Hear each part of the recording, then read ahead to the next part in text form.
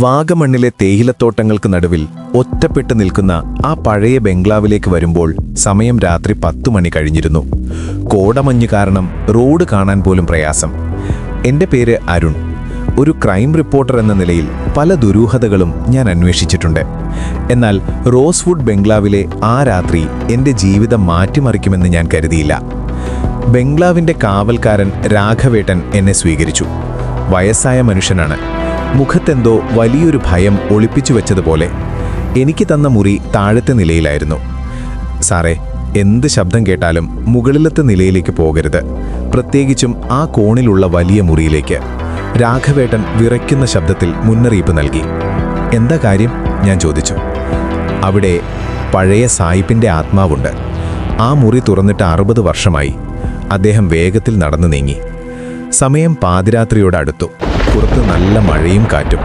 ജനാലകൾ കാറ്റിൽ ആടി ഉലയുന്നുണ്ട്. ഞാൻ കട്ടിലിൽ കിടന്ന് ഒരു പുസ്തകം വായിക്കുകയായിരുന്നു. പെട്ടെന്നാണ് ആ ശബ്ദം കേട്ടത്. ഒരു പഴയ ലാൻഡ് ലൈൻ ഫോൺ ബെല്ലടിക്കുന്ന ശബ്ദം വരുന്നത് മുകളിലത്തെ നിലയിൽ നിന്നാണ്. രാഘവേട്ടൻ പോകരുതെന്ന് പറഞ്ഞ ആ മുറിയിൽ നിന്ന്. എൻ്റെ യുക്തിയും ഭയവും തമ്മിൽ ഒരു യുദ്ധം നടന്നു. കറണ്ട് പോയിട്ടില്ല, പക്ഷേ ഈ ബംഗ്ലാവിൽ ആകെയുള്ള ഫോൺ താഴത്തെ ഹോളിലാണ്. പിന്നെ മുകളിൽ നിന്ന് എങ്ങനെ ബെല്ലടിക്കും? ഞാൻ മെഴുകുതിരിയുമായി മുകളിലേക്ക് നടന്നു. കോണിപ്പടികൾ ക്രീക്കിംഗ് ശബ്ദമുണ്ടാക്കി. മുകളിലെത്തി ആ വലിയ മുറിയുടെ മുന്നിൽ ഞാൻ നിന്നു. വാതിൽ പൂട്ടിയിരിക്കുകയാണ്. വലിയൊരു ഇരുമ്പ് പൂട്ട്. പെട്ടെന്ന് വീണ്ടും. ഇത്തവണ ശബ്ദം വളരെ വ്യക്തമാണ്. പൂട്ടിയിട്ട മുറിക്കുള്ളിൽ നിന്നാണ് അത് വരുന്നത്. ഞാൻ ചുറ്റും നോക്കി. ഭിത്തിയിൽ ചാരിവച്ചിരുന്ന ഒരു പഴയ ഇരുമ്പ് ദണ്ട് കയ്യിലെടുത്തു. സർവ്വശക്തിയും എടുത്ത് ഞാൻ ആ പൂട്ട് തല്ലിപ്പൊളിച്ചു. വാതിൽ തുറന്നപ്പോൾ കണ്ട കാഴ്ച എന്നെ ഞെട്ടിച്ചു. മുറിയിൽ നിറയെ ചിലന്തി വലയും പൊടിയുമാണ്. മുറിയുടെ നടുവിൽ ഒരു പഴയ മേശ. അതിൽ പൊടി പിടിച്ച ഒരു കറുത്ത ടെലിഫോൺ. പക്ഷേ ആ ഫോണിൻ്റെ വയർ മുറിച്ചു മാറ്റിയ നിലയിലായിരുന്നു. കണക്ഷനില്ലാത്ത ഫോൺ എങ്ങനെ ബെല്ലടിക്കും? ഞാൻ മെല്ലെ ആ ഫോണിനടുത്തേക്ക് നീങ്ങി. എൻ്റെ കൈകൾ വിറയ്ക്കുന്നുണ്ടായിരുന്നു. പെട്ടെന്ന് ആ വയറില്ലാത്ത ഫോൺ എൻ്റെ കൺമുന്നിൽ വെച്ച് വീണ്ടും ബെല്ലടിച്ചു. ഞാൻ ധൈര്യം സംഭരിച്ച് റിസീവർ ചെവിയോട് ചേർത്തു. ഹലോ. എൻ്റെ ശബ്ദമിടറി.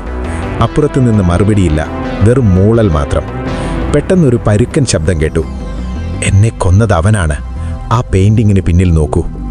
റിസീവർ എൻ്റെ കയ്യിൽ നിന്ന് താഴെ വീണു. ആരാണത് പറഞ്ഞത്?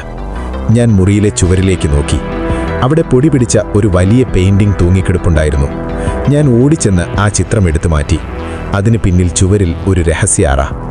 അതിനുള്ളിൽ പഴകിയ ഒരു ഡയറിയും രക്തം പുരണ്ട ഒരു കത്തിയുമുണ്ടായിരുന്നു. ഡയറി തുറന്നു നോക്കിയപ്പോൾ കണ്ട പേര് എന്നെ തളർത്തിക്കളഞ്ഞു.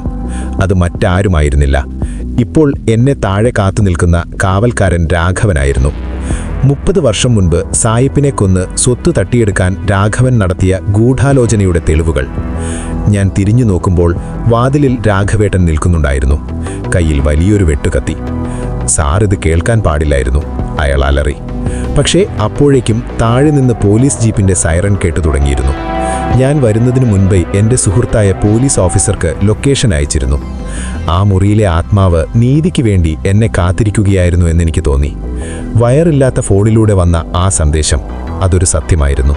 ഈ കഥ നിങ്ങൾക്ക് ഇഷ്ടമായെങ്കിൽ ഇതുപോലെയുള്ള കൂടുതൽ മനോഹരമായ കഥകൾ കേൾക്കാനായി ഞങ്ങളുടെ ചാനൽ സബ്സ്ക്രൈബ് ചെയ്യുക. നിങ്ങളുടെ പിന്തുണ ഞങ്ങൾക്ക് വലിയ പ്രോത്സാഹനമാണ്. നന്ദി.